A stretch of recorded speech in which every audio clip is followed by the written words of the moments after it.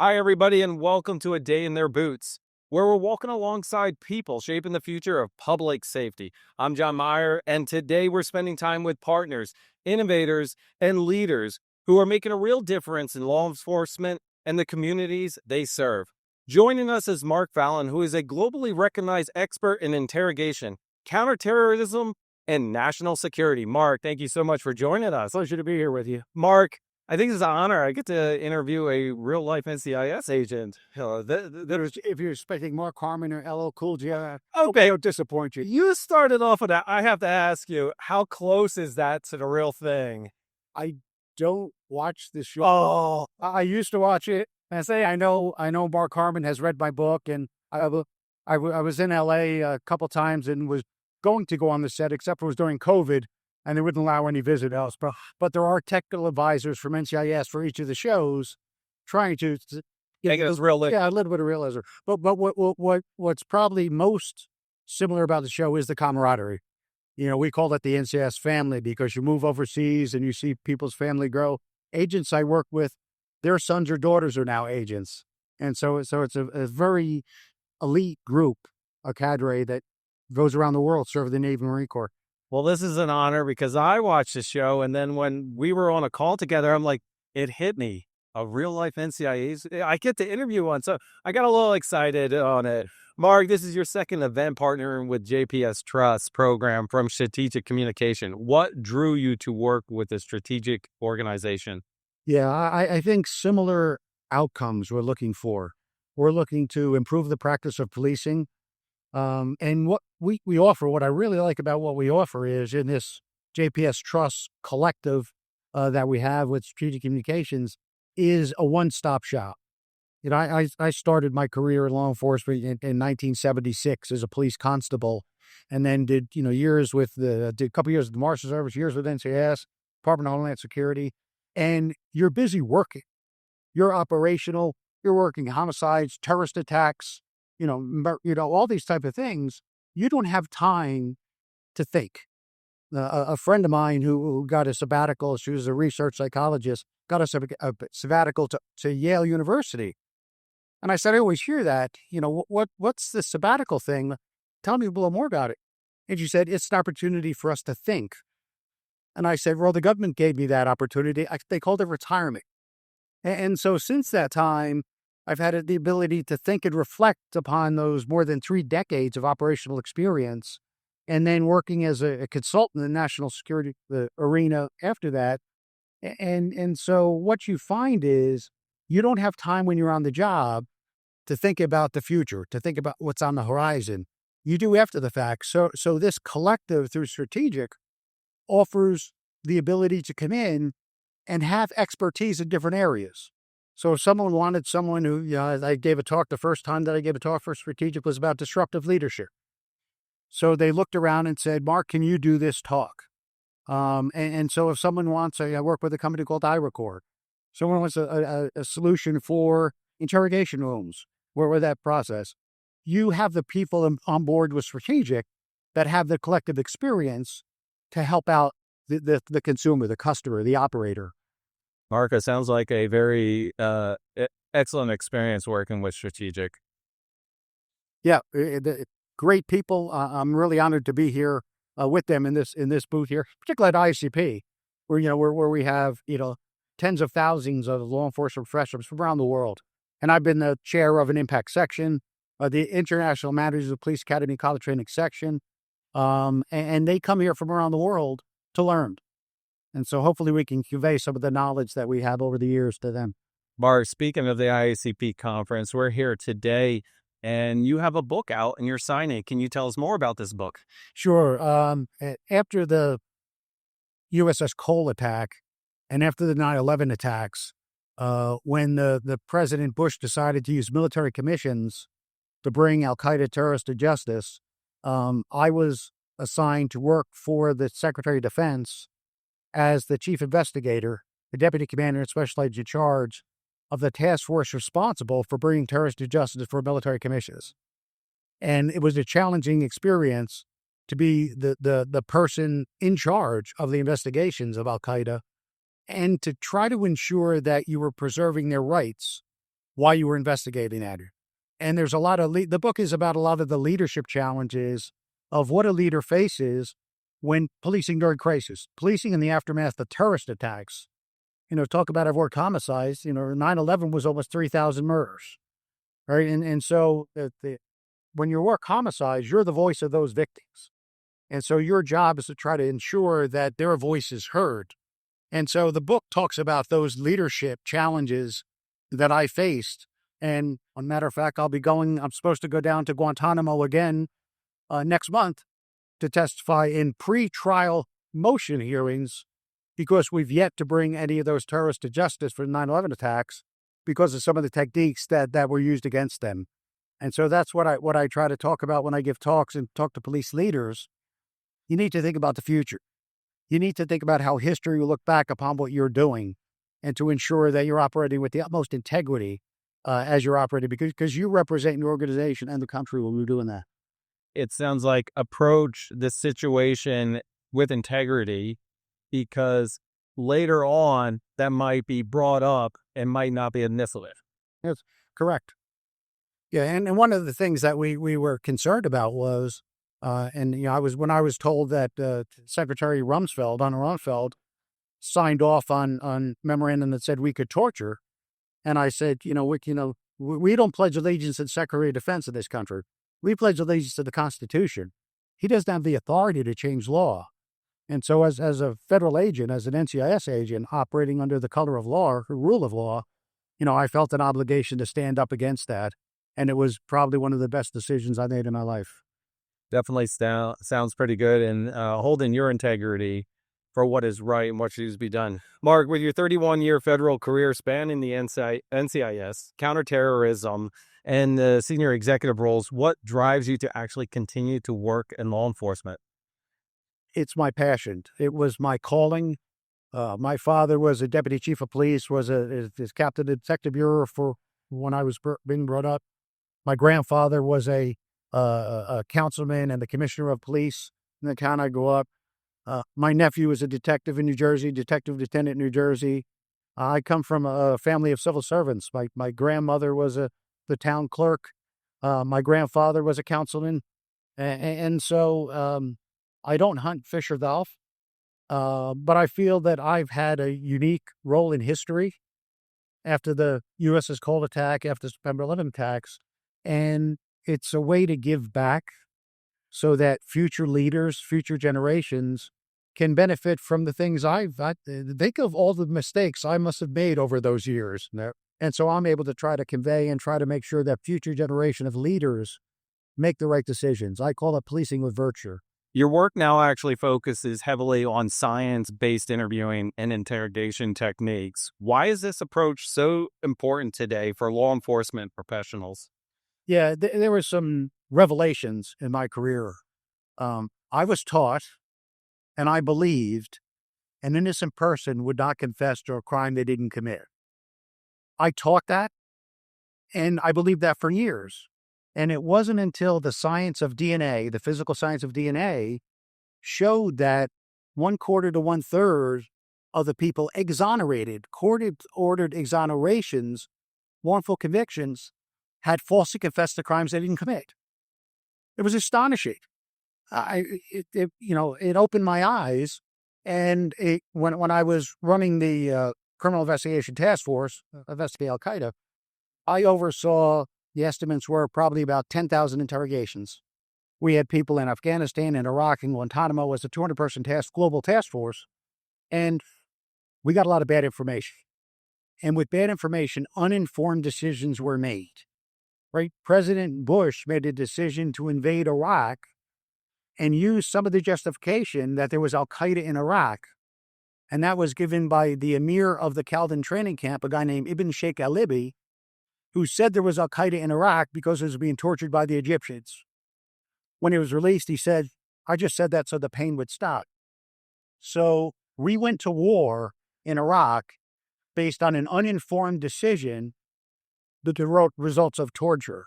And so what we found since then is President Bush then decided we need to learn more about this and commissioned a study under the Office of Director of National Intelligence, the ODNI, published a study in 2006 called Educing Information, educing with an E. And what they did is they looked back and they said it had been more than 50 years since the government had dedicated any resources to learning why someone would talk to a goon like me, right? How am I going to best get information? We were doing what was called customary learning here. So I did this on this case, and I'm going to tell a war story. I'm going to tell you what I did, and hopefully in your case, that will work for you, even though the context may be different. And we've gone by like that for years, and is a way. Yeah. But now there have been more than 150 government-sponsored research projects into effective interviewing, into the tradecraft of interviewing. There's been more than 225 peer-reviewed research studies published, and now this research is being operationalized. And so that was a real calling for me, because when I retired from the government as a senior executive in 2010, I was asked to become the chair of the High Value Detainee Interrogation Group Research Committee. This was a group formed when President Obama issued an executive order, 13491, and said, we will not torture anymore, but we need to know the most effective means of obtaining information, protect our national security. And so there's been millions of dollars spent now on effective interviewing, and now it's being operationalized. And so I'm passionate about getting this information so that we're getting better interviews. We're policing with virtue, because what we found is that if you use these new techniques, if you evolve and you embrace the behavioral sciences, the psychological sciences, the same way in law enforcement we do the physical science, right? We know how fast bullets travel. Yep. We know about DNA. Few people study effective interviewing, but there's more and more of that. Now in California, they passed legislation that banning deceptive practices with juveniles. And so what's happened now, there's been a movement now where they've looked at the research and said, well, the law may say juveniles, but we're not going to do that with adults either, because we see the research says it's more effective if we don't. Yep. We get more admissions and less false positives. You know, when I talk to law enforcement officers, I talk about we wouldn't issue a weapon that haphazardly misfires in its unintended targets. So why would you do that with your interrogation programs? And so there's a whole new wave. I was out in Lake Tahoe last year at a science-based interviewing symposium put on by a prosecutor, a guy named Byrne Pearson. This is his third annual because he was tired of getting bad information from his law enforcement officers. He's had false convictions. Nope. Next month, later this month, I'll be in Cleveland, Ohio. Prosecutor out there is putting together a science-based interviewing symposium. There's companies. There's a company called Savage Training Group that does law enforcement training. They created a website, sciencebasedinerviewing.org, so law enforcement officers can learn more about the science. iRecord, they have a page dedicated to what the research is saying. So you can go on there and you can download the book that I'm a co-editor of, Interviewing Interrogation, a review of history and practice since World War II. You can download that. There's things called the Mendez Principles, a global standard of interviewer. You can download that there. So companies like iRecord, who are in the commercial enterprise, are saying, we also want to help the community. So they are now advocating for research-based methods with their customer base. Mark, typically change is hard for people to do, but the proof is in the science. Yeah. To change your interrogation techniques over time, not do what you always once did, but to change the method to get more accurate results and information. Mark, for attendees visiting the JPS Trust booth here at IACP, what can they expect to learn or gain from this experience? Yeah, I really encourage them to see the collective, to see a walk in everyone's shoes around here, because it's like if you had a medical issue and you go to the Mayo Clinic down in Jacksonville, Florida, you don't see one doctor. There's a series of specialists who specialize in different areas so that you come out of there with a diagnostic product that isn't just isolated to one area. And that's what they'll learn here at the booth. You have different expertise. I am not an expert in cloud data or things like that. I'm an expert in a national security profession, interview, interrogation, expert witness, things like that. So you can come here and you can learn from me, but you can learn from all the other people that are in this booth here. They're all in one place, and they can collaborate and they can work together, not only as a trusted law enforcement, trusted community.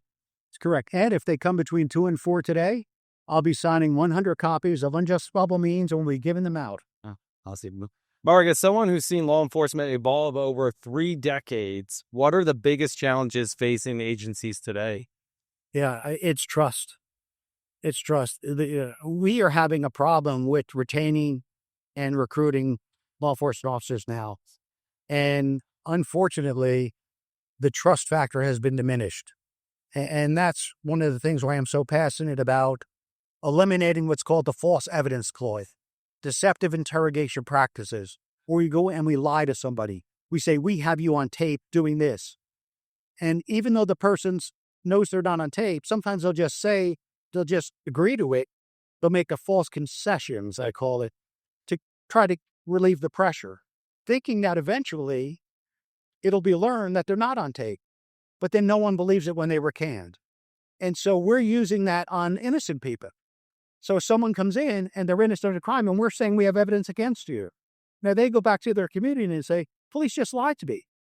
They tried to set me up. We're using deceptive practices on witnesses. So we need to evolve from this coercive type methods to the reportability, to science-based approaches. So that let me talk about a study that was done by a research scientist I know at the University of Liverpool. Looked at thousands and thousands of legitimate interrogation tapes of terrorist suspects and found that the elite interrogators, the one that got the most information, were those that were honest, that were empathetic, that gave the person autonomy, and were reflective. That's what elite effective interviewers do. It's not what you see on TV. It's not trying to trick them. And so what we... Or intimidate them or anything. It's literally being honest and emotional. Like, we know you're in this situation. Here's what we want to tell you and talk to you. Right. And even with the guilty suspects, there's been a lot of studies on restorative justice, part of the constitutional policing model. And it shows that when a person's in court, and if they're convicted of an offense and sentenced, if they had a voice, if they were able to talk and say things, that they would be more receptive to the sentence, even if it was to their detriment. And that's the same thing with suspects. If you give them autonomy, if you treat them with dignity and respect, then you'll get a better outcome. I'll tell you one more story. I was giving a talk on unjustifiable means in Paris. And in the audience was a former Guantanamo detainee. And there's been videotapes. He was videotaped on giving an interview on Al Jazeera, talking about harsh conditions at Guantanamo. And he is an Algerian from France. And he said, after I gave my talk, he said, can we talk outside? And this is a former Al-Qaeda guy who was served time at Gitmo and was released. And I'm outside, and when I give talks on violent extremism, I show a picture of him and me hugging with a big smile. And he thanked me for the stance I took. He thanked me for what I did. So here's a former Al-Qaeda guy giving me a hug and then tweeting that people need to read Unjustifiable Means to see there's a different way than they perceive the Americans. Mark, when you talk about restoring the trust, it sounded like from the community perspective, but you also said the trust for law enforcement to join law enforcement, right? Yeah. Because if you restore the trust that the community has within law enforcement, I think getting new recruits and retaining people will definitely build because the community is receptive to them. It sounds like a nice circle, right? You're giving and taking, but you're building trust all around. I don't know of a more honorable profession than seeking to protect and serve your society. Yep. I mean, that's what I liked about NCIS. We weren't the war fighter, but we were the guardians of the war fighter. We're there to ensure that the Navy and Marine Corps can operate effectively to protect our national security. What could be more honorable than that? I'm very proud that my nephew is on the job, that my family is in this, and my friends, my social circle. So, I encourage people. We need to change the environment and, again, get away from these deceptive practices. Because what the other thing I talk about is in law enforcement, we should not be promoting a culture of lying, right? If I was involved in an officer-involved shooting, and would I want the investigators to be able to lie to me about what the evidence was against me? Oh, that You'd say, of very course not. yeah. Then why would you do it with your citizens? They deserve the same respect that you give your colleagues. And that's definitely restoring trust. Mark, looking ahead, what trends do you see in law enforcement agencies that they should prepare for? Yeah, I think the AI is going to create a lot of problems for us. And so looking at how to harness that as a science so that we can ensure that we're getting some productivity at it. I mean, we resist everything, right? We always say when we're giving talks to law enforcement, two things police hate most are the way we was always done business and change. And I that's like you're actually going back against it. I want to change, but I don't want to do the same thing I've always done. Yeah. And so embracing it, embracing that some of these things are technological advantage that can help us, that we can use to our advantage right now. I have a ring camera, and it's getting smarter. It now detects it's not just movement in my garage, it's a person in my garage, it's a car in my garage. It detects that somebody's not just in my backyard, but they're mowing my backyard. My dog has arthritis and hops on three legs, and his little tiny dog, Spike, the Morkie, and AI tells me that the ring camera tells me rabbit hopping in the yard. So it knows the features of a rabbit. Someday it may tell me it's a Morkie. Mark, one of the biggest things with AI or challenges that I see is detecting false information in it. Not only the pictures, the videos that are out there, but it's making harder for law enforcement to actually understand the evidence. Is this real or not? Do you see some of those as challenges? Yeah, presume nothing.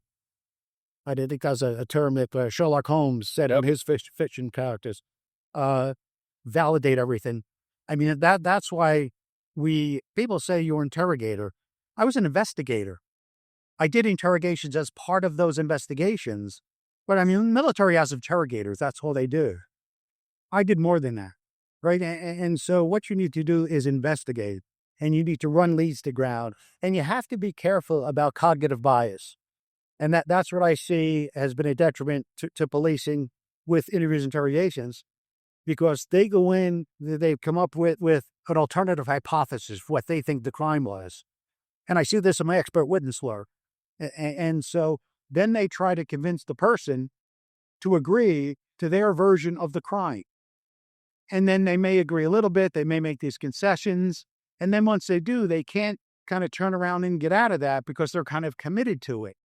And so I worry about forming those same biases when AI tells you something that you believe ought to be the case. And now that becomes your reality rather than the facts of the case. And so investigate, investigate, investigate. Presume nothing. Run it to ground. It's not a fact until you've determined it to be a fact. Until it's proven. Mark, my last question for you. For agencies unfamiliar with the JPS Trust, how would you describe the benefits they provide to the law enforcement community? Yeah, it is a collective that can benefit them in ways that they may have not have thought of yet. And so the centuries of experience here, whatever we have here, is just unique. And so they can come by and just learn how to better do their job, how to best protect the public, how to become a better leader, how to become a better manager, how to utilize technology better to improve their practice of policing. Nice. Mark, thank you so much for your time. It's been a pleasure to be with you. Really, it's likewise. Really appreciate it. Well, everybody, this is another episode as A Day in Their Boots. I'm John Myer. Thank you for joining us.